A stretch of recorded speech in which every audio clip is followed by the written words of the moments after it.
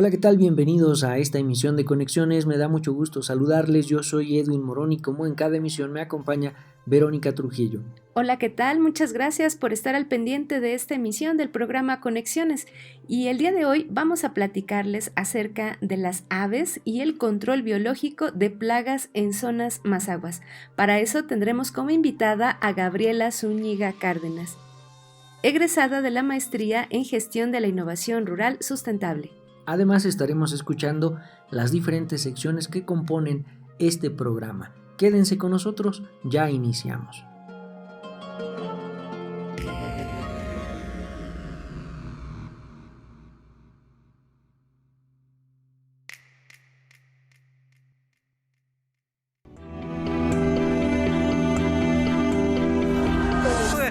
Najo Viejevi, Shimopanoltican, Chetani, Shimopanolti. Esto es Conexiones. Entretejiendo culturas y saberes.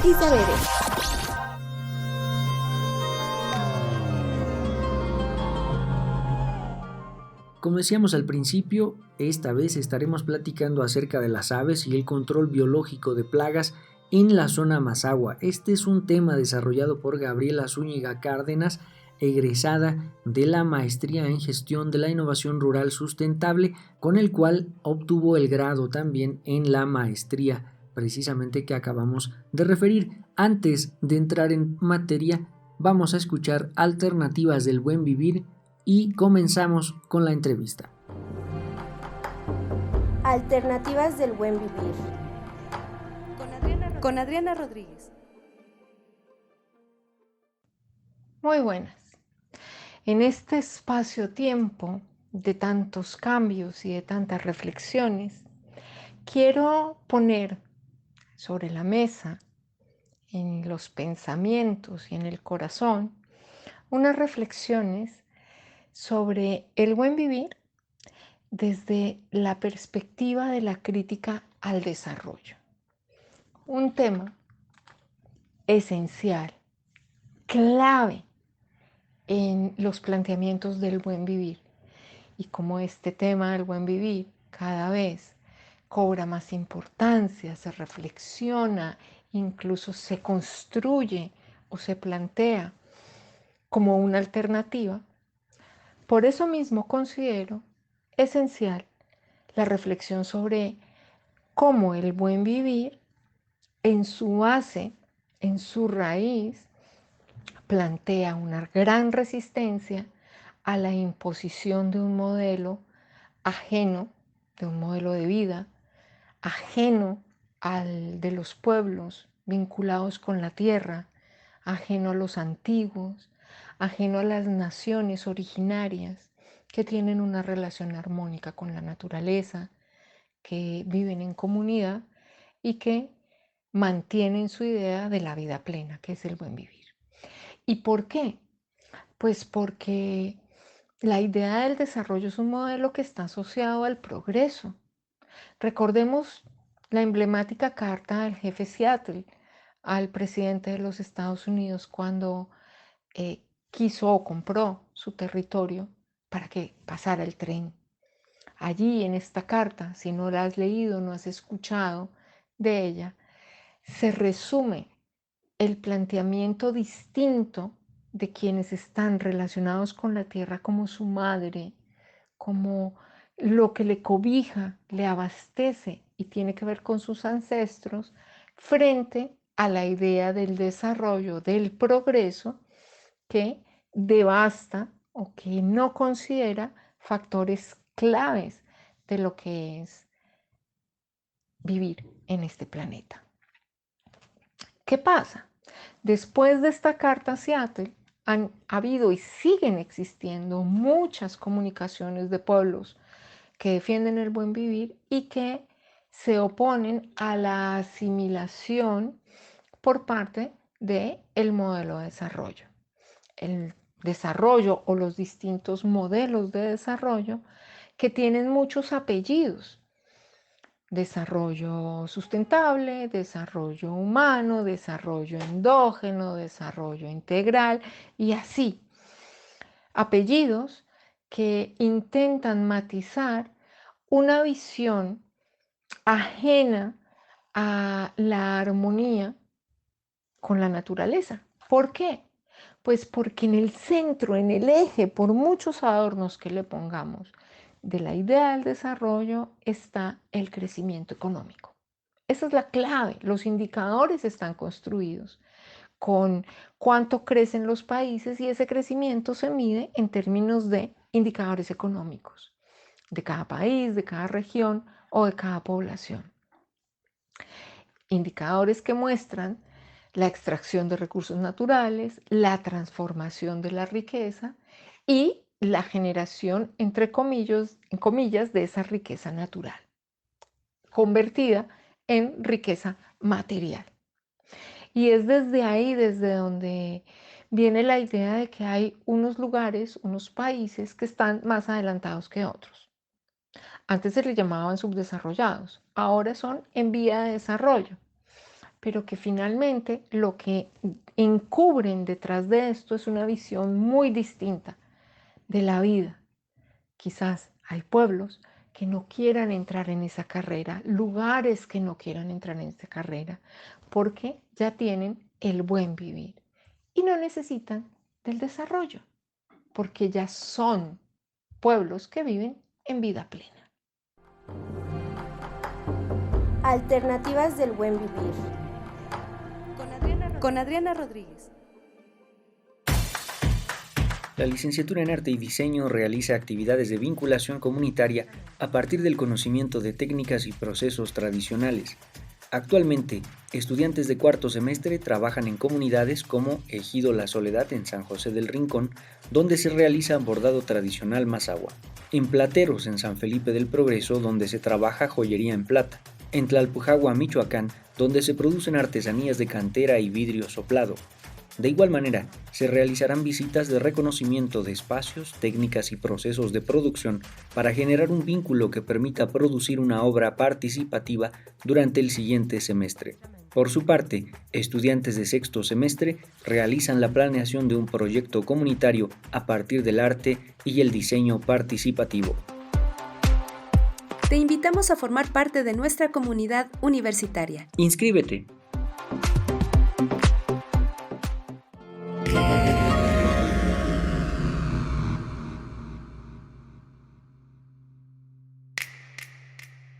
Bien, pues al respecto de este tema, titulado Aves y control biológico de plagas en zonas mazaguas, habrá que señalar, como en otros programas también hemos comentado, que pensar el aspecto de la biodiversidad, es decir, de los espacios biológicos, no solamente implica una condición de vida desde la disciplina de la biología, sino también se articula con otras condiciones humanas, sociales, culturales, antropológicas, lingüísticas incluso, ¿no?, que nos dan la posibilidad de crear y de potencializar las dimensiones activas de una cultura. Entonces, para ello, pues justamente tenemos como invitada el día de hoy a Gabriela Zúñiga Cárdenas, quien ha realizado esta investigación acerca de las aves y el control biológico de plagas en estas zonas mazaguas de la zona norte, del espacio norte del Estado de México.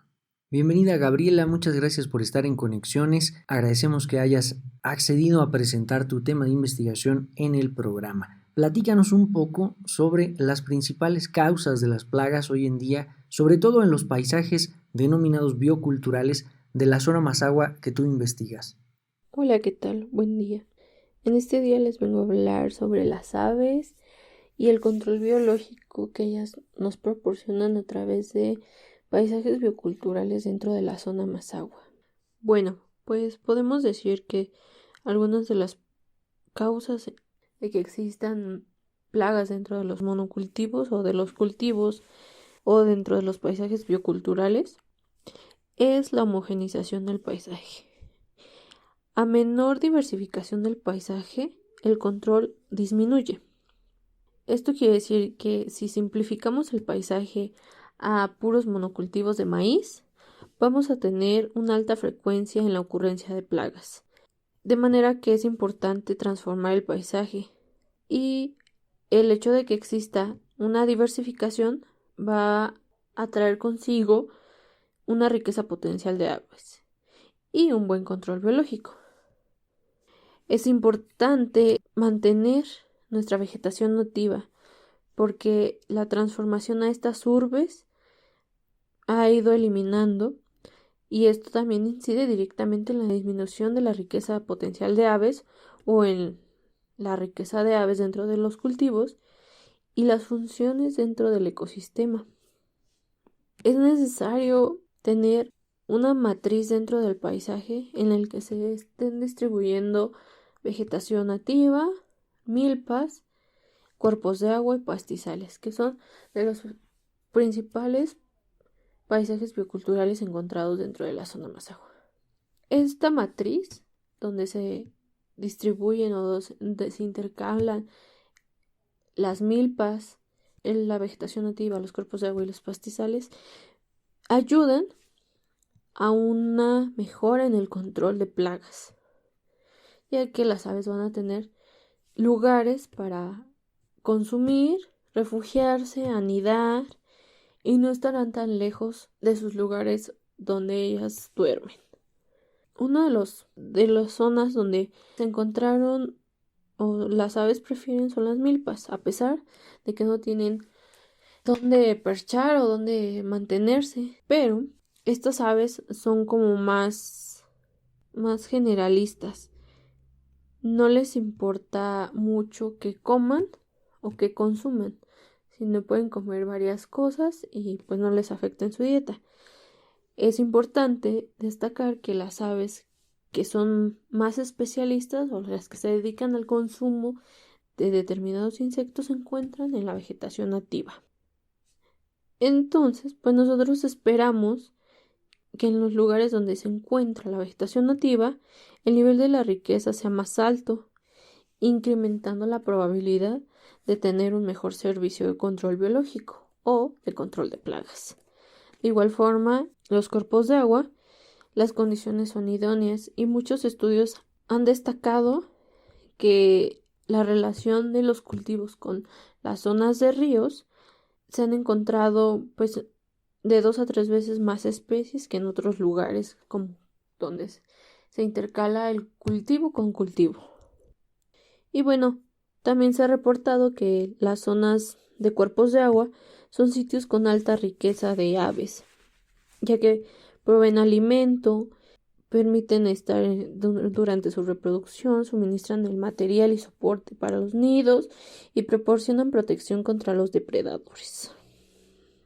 La estrecha relación que hay entre la biodiversidad de los paisajes naturales en nuestros territorios revela precisamente las interacciones y el equilibrio propio de estos espacios, de tal manera que cuando se alteran las posibilidades de existencia de alguna de las especies presentes en esos ecosistemas, pues se altera el equilibrio total también de estos espacios. Así que esta relación que tú nos relatas acá es por demás fundamental para poder mantener ese equilibrio. Vamos a seguir dialogando con Gabriela Zúñiga Cárdenas acerca de las aves y el control biológico de las plagas en los paisajes bioculturales. Quédense en Conexiones, vamos a escuchar la siguiente información y ya estamos de regreso.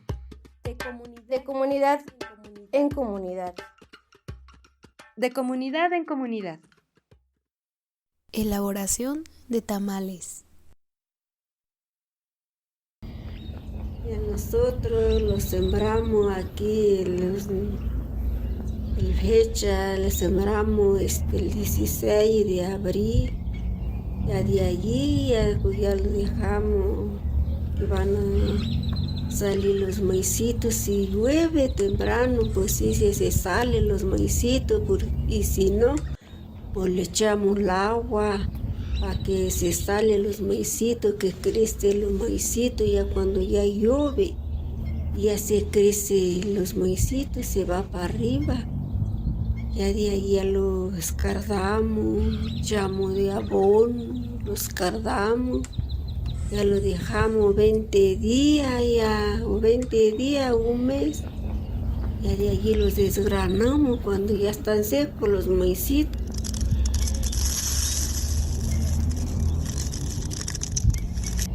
Vamos a llevar en el molino, llegamos en el molino. Los los mozamos con la manteca, seno y manteca, con el aceite los mozamos.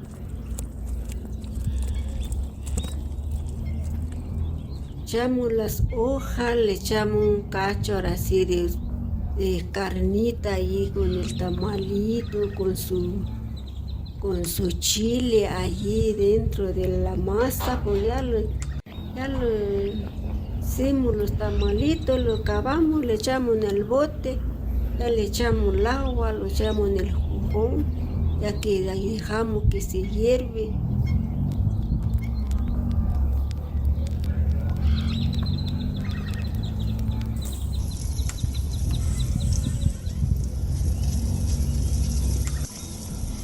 Hierve los tamalitos allí ya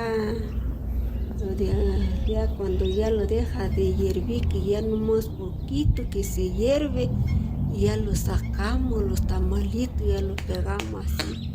Ven que se ve cuando ya está cocido y ya lo sacamos, ya está bien cocidito, pues ya lo bajamos al bote, pues ya lo damos a los niños que van a comer los tamalitos.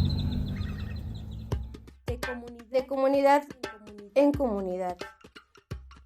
De comunidad en comunidad. Pónganse en contacto con Conexiones al teléfono 712-123-5963. Continuamos.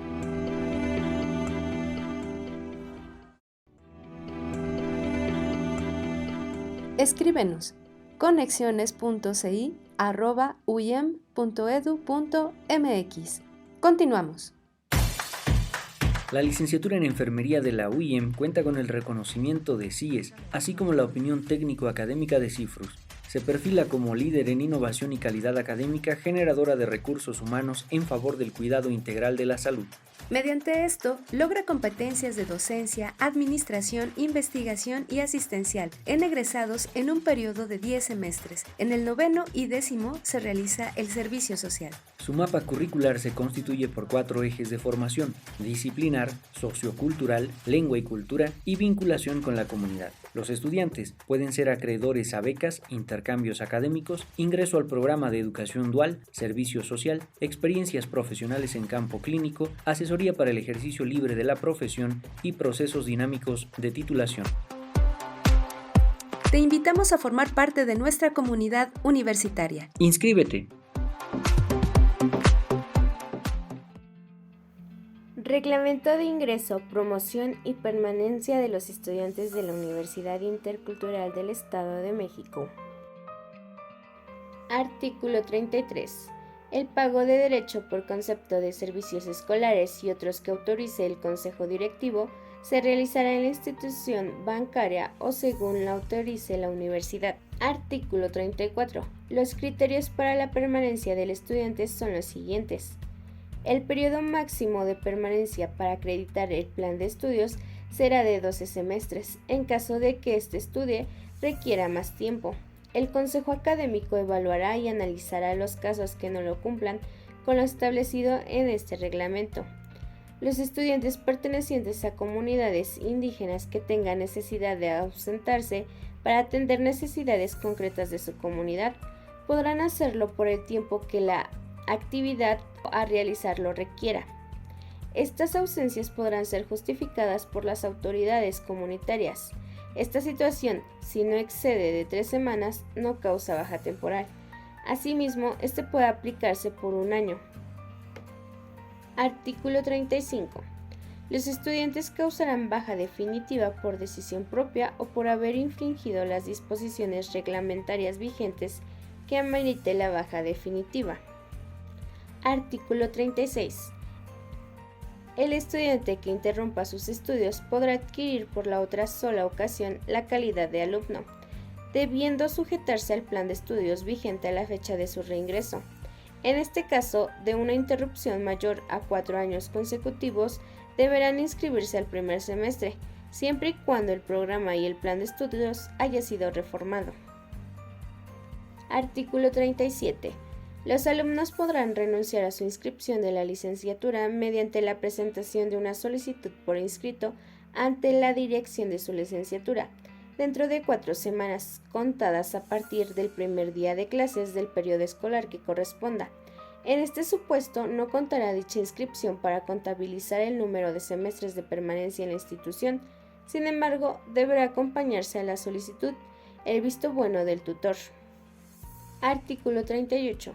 La solicitud de baja temporal será transmitida ante el Consejo Académico y notificada al Departamento de Control Escolar. Artículo 39. La baja definitiva traerá consigo la pérdida de la categoría de estudiante de la universidad. Artículo 40.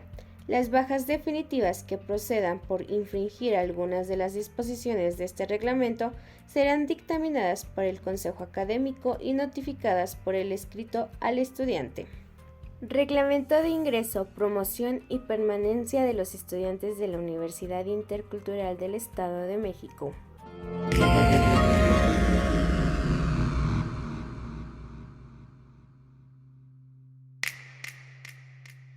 Seguimos platicando acerca de las aves y el control biológico de plagas en zonas mazaguas. Gracias, Gabriela Zúñiga, por estar aquí en Conexiones. Y en relación al tema que ya tocábamos en el bloque anterior, ¿cómo es que las aves contribuyen en el control de estas plagas?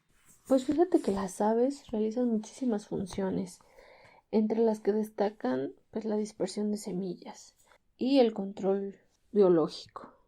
Las aves se van a distinguir de acuerdo a sus picos. Las que controlan insectos, sus picos serán puntiagudos y un poquito más delgados. Mientras que las que dispersan semillas, sus picos serán como más gruesos para poder morder.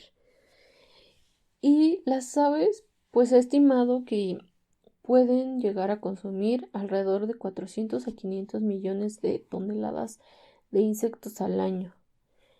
Obviamente estas estimaciones pueden variar de acuerdo al tipo de ave, pero también puede verse afectada por la temporada en la que se estén consumiendo.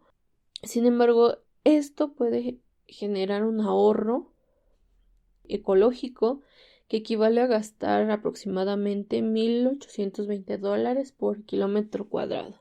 ¿Qué quiere decir esto?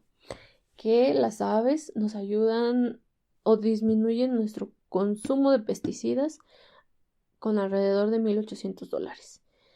En muchos lugares de Estados Unidos se han implementado cajas nido o se atraen a las aves para reducir el consumo de pesticidas o para eliminar otras aves. Por ejemplo, se han colocado en los viñedos cajas nido para gavilán, en el que está la caja o está el nido del gavilán y ayuda a eliminar roedores y algunas otras aves que se puedan comer los frutos o en este caso las vides. De igual forma, los opilotes disminuyen la dispersión de la rabia con su consumo de animales muertos. Por supuesto, habrá que considerar que la interculturalidad, en su sentido, digamos, estricto, nos ofrece posibilidades de acercamiento a la pluralidad, es decir, a la diferencia, a la diversidad de manifestaciones, de características, de expresiones culturales. Y en ese sentido, pues nos hace también, en todo caso, conscientes de las necesidades diversas que tiene una región, que tiene una población, una cultura, y por supuesto también, en ese sentido, qué afectaciones se han provocado en el uso discriminado, en el uso extenso que tenemos como población en estos espacios bioculturales, ¿no? Y que de ahí, bueno, pues se desarrollan distintas formas de plagas en espacios donde anteriormente no había. Por eso es relevante justamente platicar acerca de las aves y su proceso funcional, sobre todo, de reguladores, ¿no? de estas plagas en las regiones que ya nos comentas. Pues gracias, Gabriela. Vamos a un pequeño corte y regresamos a Conexiones. Origen, tránsito y destino. Por Joel Pedraza. En esta ocasión voy a pedirles un poco de comprensión y tal vez hable un poco más de lo que usualmente duran estas cápsulas, porque en esta ocasión hablaré de la Ciudad de México y los datos estadísticos de movilidad y migratorios que presenta. Entonces, tanto por el volumen como por las causas y la población que la compone, es que tal vez tarde o dure un poco más de lo esperado. Hay que decir que actualmente, o bueno, de acuerdo al último censo, la población está contemplada en 9.209.944 personas. Esto solamente en las 16 delegaciones o alcaldías de la Ciudad de México, sin contar toda la zona conurbada del Estado de México mayormente y del Estado de Morelos, que también generan toda una zona metropolitana muy importante y tal vez una de las más grandes del mundo. Solamente, por decirlo así, un poco más de 9 millones viven en la Ciudad de México, pero tiene comportamientos relativamente estables, es decir, por ejemplo, del 2014 al 2018, el porcentaje de la población que vivía en esa entidad solamente varió en un 0.5%, que es algo así como 50.000 habitantes, más o menos, ¿no? Bueno, es un aproximado. Y de igual manera, los residentes de otra entidad aumentaron en un 0.4%, es decir, el incremento en la población en la Ciudad de México, a pesar de que pudiera pensarse como muy alto, no necesariamente lo es. Y la ilusión de esta falsa movilidad es porque se asientan las personas, porque suceden dos fenómenos. Uno, porque las personas se asientan en municipios de la zona conurbada del Estado de México, o bien porque fungen como, que podría llamarse commuters en contextos transfronterizos, o como trabajadores en una entidad y que son ciudadanos o que son habitantes en otra entidad. Es decir, que viajan a la Ciudad de México desde muy temprano, allá realizan sus labores económicas, regresan y se convierten en ciudades como incluso puede ser Toluca, Pachuca, Cuernavaca un poco menos, pero por la cercanía, en ciudades dormitorio. Entonces se genera otro efecto, que es el de que después de pasar la franja de la zona conurbada, existe otra franja que se puede concebir como una ciudad dormitorio, es decir, ciudades que solamente reciben a personas para dormir efectivamente y que salen muy temprano a otro destino para trabajar. Por ejemplo, esto no quiere decir que todas las ciudades dormitorios cercanas a la Ciudad de México manden sus trabajadores a la Ciudad de México, pueden mandarlo a otros lugares, pero en sí el hecho es que esa ciudad tiene esas características. Toluca se está convirtiendo en una ciudad así, todos los municipios cercanos a la Ciudad de México en ese tránsito, Santiago Tenquistenco, Xonacatlán, Huixquilucan, ya comienzan a ser municipios dormitorio que alimentan económicamente hablando a la Ciudad de México. De ahí que surja una falsa expectativa de que la ciudad está creciendo en demografía cuando no necesariamente lo es. ¿Sale? Entonces, bueno, eso por un lado.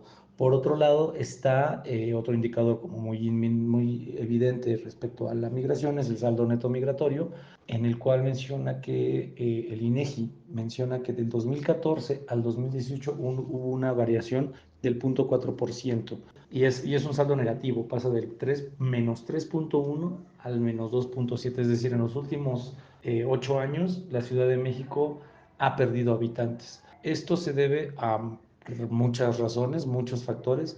Puede ser la inseguridad, puede ser los aspectos geológicos como los sismos que vivimos en el 2017, 2019, bueno, que la zona es propensa a ello.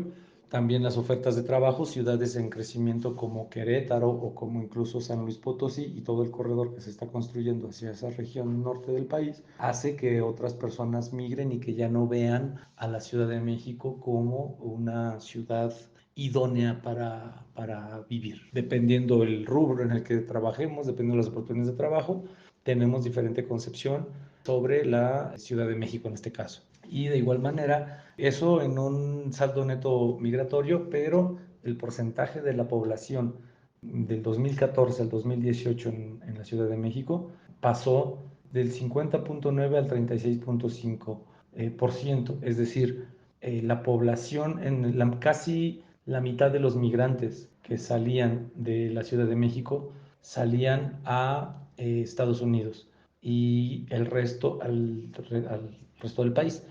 En el 2018 apenas el 36.5% migró a Estados Unidos y el 73.5% debió haber migrado a otro destino, probablemente otra entidad federativa, no necesariamente a otro país, sino a otra entidad federativa, ¿vale? Entonces, sí se fomenta la movilidad, no necesariamente una movilidad internacional, y la población no se incrementa necesariamente en número, pero sí en actividad, debido a que, muy similar a los recursos naturales que necesita la Ciudad de México, también necesita recursos humanos que tienen que llegar por horas para alimentarla y luego regresar a descansar, en una versión muy robótica de ver las ciudades, ¿no? O muy sistémica. Entonces, ese es el dato específico para la Ciudad de México.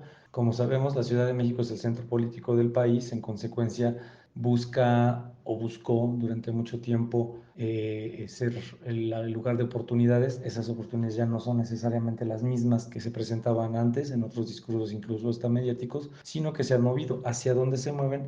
Hacia ciudades que ofrecen algún tipo de atractivo económico a los habitantes. Insisto, Querétaro es la ciudad que parece que más ha tenido crecimiento, cercana a la Ciudad de México. Toluca no ha logrado asentarse como una opción tan viable, sigue siendo todavía una ciudad cuya principal actividad económica es la industria, más allá de los turismo o los servicios, como lo pudieran ser otras ciudades. Entonces, de ahí que parezca que el flujo se está moviendo hacia el norte de la zona metropolitana de la Ciudad de México, por un lado, y en conectividad con Querétaro, con San Luis Potosí, Monterrey, incluso hasta la frontera, ¿no? En el norte de México, del lado este. Entonces, por ahí va el asunto. Ahí encuentra un poco la explicación, tal vez el aeropuerto Felipe Ángeles, recientemente inaugurado, puede ser una de las explicaciones. Sin duda, esa obra también llevará y derivará en una movilidad hacia esa región. Esa zona sin duda se incrementará su población y bueno, habrá que ver qué sucede demográficamente hablando en esa región, que alimentará de nueva cuenta a la ciudad de Querétaro y a la Ciudad de México. Según recuerdo, el Felipe Ángeles, bueno, según calculo, está como a 1 hora en auto, a diferencia del Benito Juárez, que estaba incluso como a 2 horas, sin contar tanto tráfico en la Ciudad de México. Entonces, esas variables harán que el comportamiento sociodemográfico sea interesante en los próximos años. Muchas gracias, seguimos en contacto y sigan escuchando Conexiones. Origen, tránsito y destino. Por Joel Pedraza. Uno de los objetivos de la licenciatura en Lengua y Cultura es la revitalización y fortalecimiento de las lenguas y culturas originarias. Por tal motivo, anualmente se realizan distintas actividades académicas y culturales, como la celebración del Día Internacional de la Lengua Materna, coloquios de investigación, concurso de deletreo, celebración del Día Internacional de los Pueblos Originarios, el Foro de Sabios, ofrenda de Día de Muertos, entre otras actividades. Todo ello para fortalecer la convivencia y generación del diálogo intercultural, establecer relaciones horizontales, universidad-comunidad y con ello trabajar sobre el apoyo mutuo. Te invitamos a formar parte de nuestra comunidad universitaria. Inscríbete.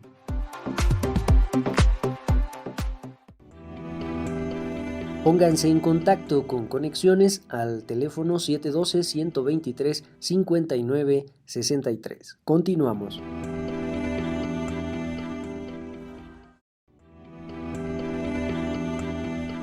Escríbenos conexiones.ci@uyem.edu.mx.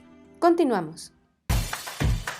La Universidad Intercultural del Estado de México cuenta con un programa de posgrado titulado Maestría en Interculturalidad para la Paz y los Conflictos Escolares. Este programa nace en 2021, con la finalidad de coadyuvar a la problemática de la violencia escolar que se vive en ambientes educativos. Dicho programa se divide en 4 semestres, con una modalidad escolarizada. Uno de sus propósitos es analizar distintas problemáticas vinculadas a los ambientes escolares y lingüísticos. De este modo se pretende contribuir a la resolución de conflictos y promover una cultura para la paz. Sus ejes formativos contemplan las teorías de la violencia, educación para la paz, perspectiva de género y derechos humanos, así como la diversidad étnica en interculturalidad. De igual manera, se abordan distintas metodologías que pueden ser aplicadas en ambientes de educación intercultural, el diseño y gestión de proyectos de investigación, así como la investigación cuantitativa y cualitativa orientadas al análisis de las violencias escolares. Otras herramientas promueven la investigación, acción intercultural, la orientación a modelos de investigación de educación intercultural, mientras que en el eje pedagógico se discuten temas sobre la diversidad intercultural y el pensamiento crítico latinoamericano. Te invitamos a formar parte de nuestra comunidad universitaria. ¡Inscríbete!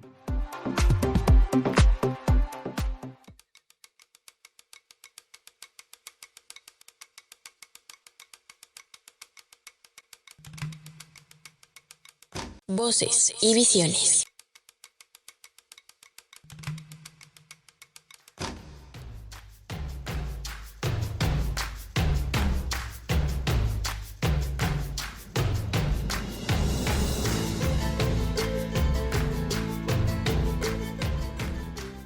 Bienvenidos una vez más a su cápsula Voces y Visiones. Como ustedes saben, existen lugares que se encuentran llenos de magia por su ecosistema natural.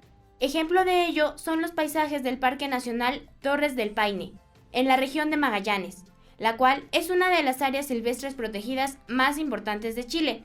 Pese a que hay áreas silvestres protegidas como la que mencionamos anteriormente, en Chile se pierden 27.000 hectáreas de bosques nativos al año. A esta cifra se le suma un factor más, los megaproyectos industriales llevados a cabo dentro de la región. Pero si quieren saber más sobre la constante lucha que esto representa para los habitantes de dichas zonas afectadas, quédense, porque les presentaremos un cortometraje que trata exactamente sobre eso.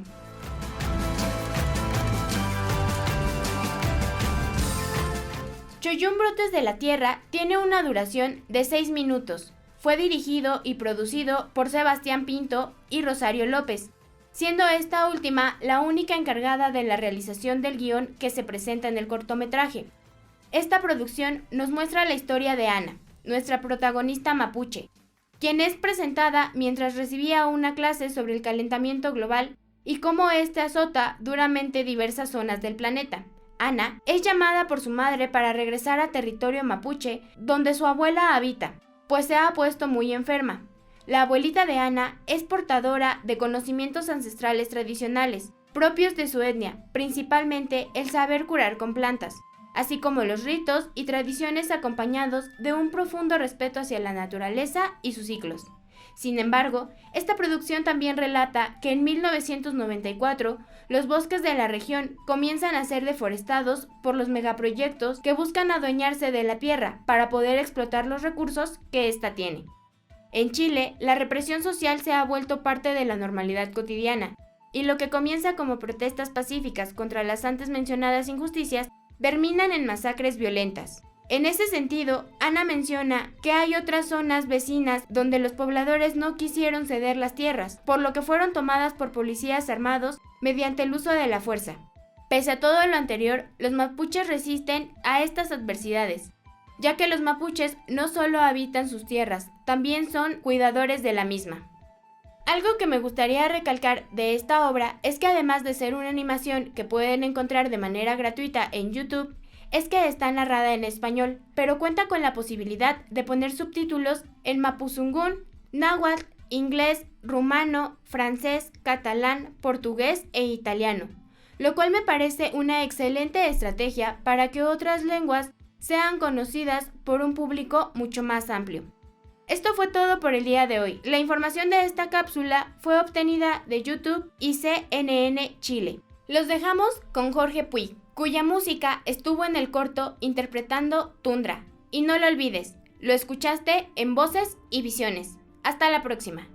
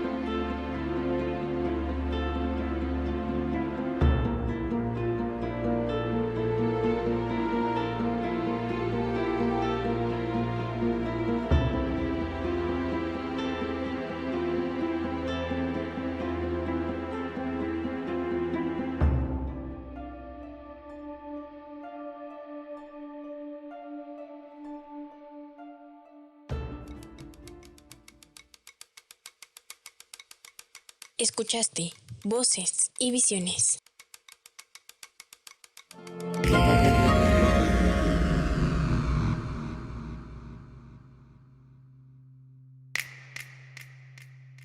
Muchas gracias por seguir con nosotros en Conexiones. Seguimos platicando con Gabriela Zúñiga acerca de las aves y el control biológico de plagas que propician en las zonas mazahuas. A propósito de tu investigación, Gabriela, platícanos sobre los principales hallazgos respecto de esta capacidad, digamos, controladora hacia las plagas que tienen las especies de aves que tú estuviste investigando. Y además, platícanos también qué posibilidades de réplica concibes de esta potencia de las aves en otros espacios. Bueno, pues existen muchas cosas o muchos resultados que nos llamaron mucho la atención. En primer lugar, la preferencia de las aves por las zonas de milpa. Bueno, esto se puede deber a que más del 60% de la zona Mazahua, que abarca 13 municipios del Estado de México, en los que se encuentran Almoloya, Atlacomulco, Donatoguerra, El Oro, Ixtapan del Oro, Ixtlahuaca, Jocotitlán, San Felipe del Progreso, San José del Rincón, Temascalcingo, Valle de Bravo, Villa Victoria y Villa de Allende. Las aves prefieren pues este paisaje, prefieren las milpas. Podría ser porque existen muchos parches o muchos lugares de milpa y bueno, a pesar de que no existen las condiciones necesarias para que se resguarden o para que se alimenten, pues ellas lo prefieren. Por otro lado, la vegetación nativa y los cuerpos de agua pues cuentan con las condiciones para que exista un buen control biológico.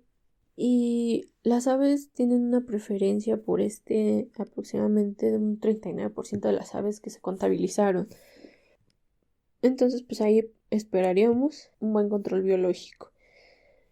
Otro dato que pues creo que es importante o que es de los más importantes es que encontramos que el manejo de los recursos a través de los conocimientos tradicionales del pueblo Mazahua ha generado estos paisajes bioculturales y han sido modificados de tal forma que se puedan aprovechar los recursos dentro de ellos.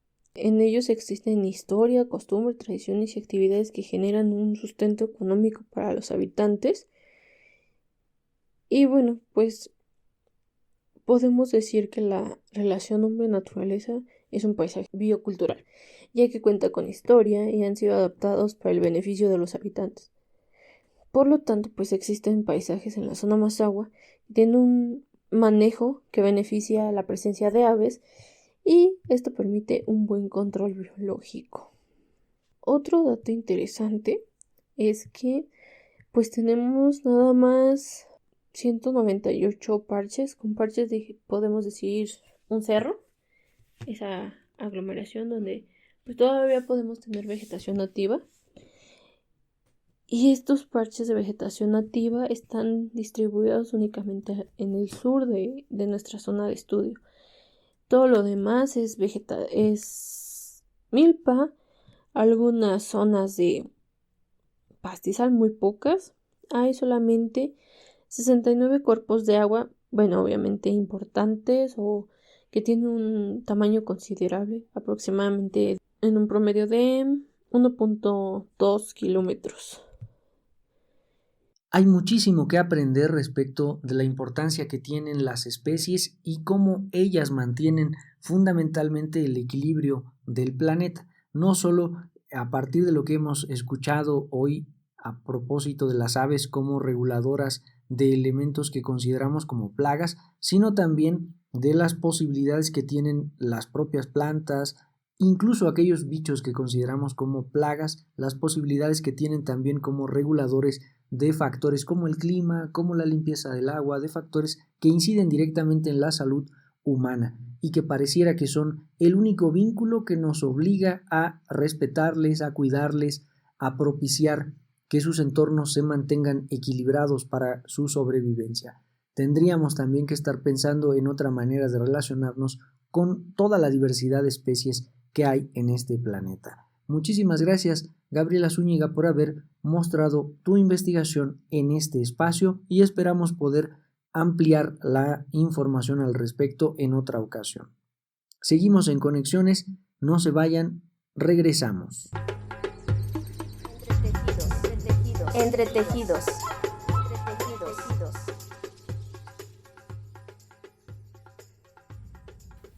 Conceptos del arte a través del tiempo. Resumen.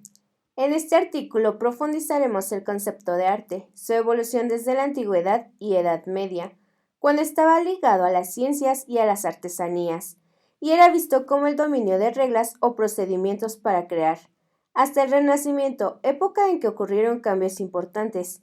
Las ciencias y los oficios se eliminaron del ámbito del arte.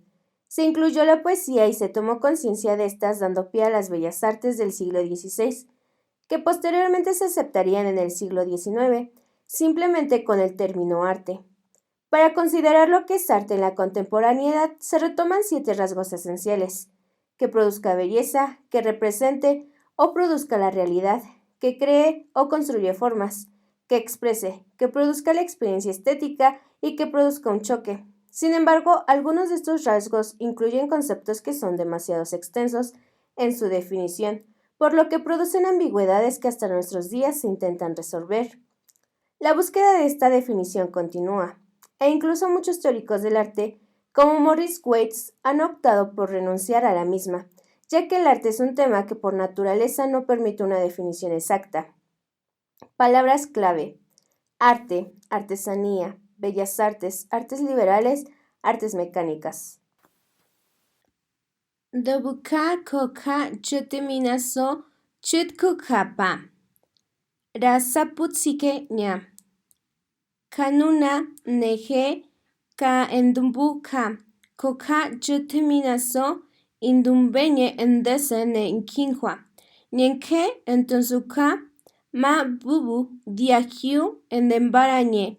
Yo en simpeji nehandu en saka neko insaka ka edi jara en sapuku en ba anjoku. Ka nechepi ranungu manandame inbenka opotunajo yo en nembara nye en jempenfi. Injusko ka yoshingomu kako ka yo teminaso. Induku soknya nye insi pekne kanunu. En soto en hua yo naso ka yo teminaso inke. Diesho nyanto. En benka ka rasaga indunru inke. Diecha. Diaseshi ko nengwari ko. Ka yo teminaso. En ba en tansumpu en dubo en benka. Inko ka yo teminaso inke en kubi genmicha yencho. Yutu jinchi, menka en ponku pephi naso, en benka nankumu shuku nke dia, en benka eme ata en benka nya en benka ponku pephi neko para jaba, en jeje en benka ponku pephi punde, otjo, en dumu shoshinaja kanunu shutu, en dyushu en benka ina punku nojo inramamu. Ko en jeje ka en beka ponju bephi ambigüedades. En benka ka en gendia en tansanjome pa ine ra en saka hoku. nejodu kanuna ramumu ka enjeje, jaensi sho enje ponju najopegne, kakoka yote minaso, kaja Morris Waits, ankukumu kajeisi pepji, anjetse en benkam, nekoka yote minaso insignia en benka kachese, yojinmu no unu setsinaja, ramamu ko enjeje kagnu. Hana hyodu, koja yote minaso, tisimbepji, koja yote minaso, sonbense, koja yote minaso, tekumbesi. Revista de Transdisciplina y Cultura Digital. Dentro de las actividades desarrolladas por la licenciatura en Arte y Diseño se encuentran las iniciativas de exposiciones colectivas, tales como la titulada Naturaleza Textil, integrada por 2 componentes. El primero, que presentó 15 piezas de paisajes elaboradas por un profesor de esta licenciatura, realizadas con una técnica llamada punta de plata, dibujar con plata y pinturas de paisajes de la naturaleza de varios lugares. Y el segundo, que mostró la obra de 10 estudiantes y una profesora con temáticas personales, mediante el uso de materias primas naturales. Esta muestra se presentó en el Centro Regional de Cultura de Atlacomulco. Te invitamos a formar parte de nuestra comunidad universitaria. Inscríbete.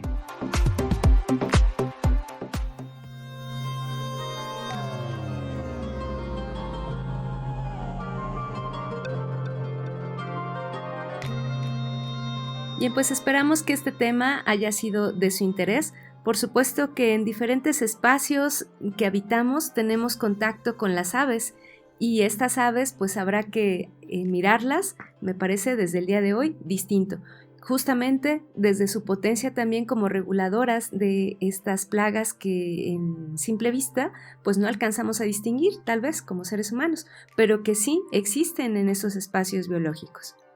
Claro, y la importancia, como decíamos, de la convivencia y de la coexistencia que se manifiesta en las diferentes especies animales, es decir, las aves no solamente valen por su condición, digamos, estética, sino que fungen o cumplen con una función importante en el equilibrio de nuestros ecosistemas. En ese sentido, habría que apreciar y valorar su existencia, su vida, sus procesos de crianza y también los espacios que habitualmente visitan y en donde habitualmente se pasean por nuestras ciudades, por nuestros entornos, para poder propiciar que sigan habitándolos.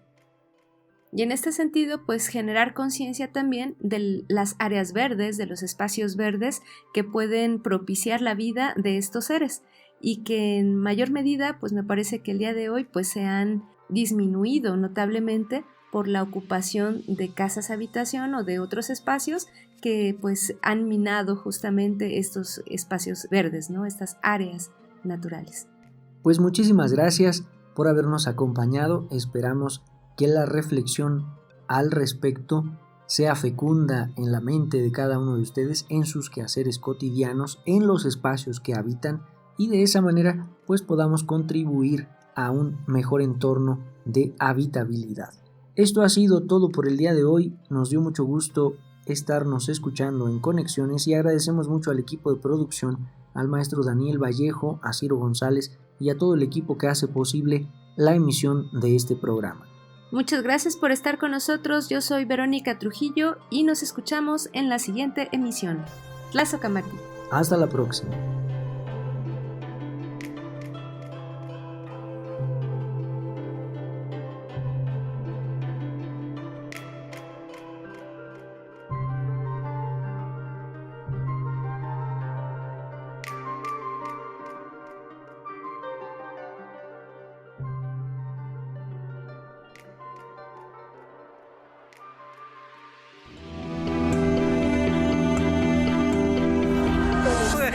Najo Viejevi, Shimopanoltican, Chetani, Shimopanolti. Esto es Conexión. Entretejiendo culturas y saberes.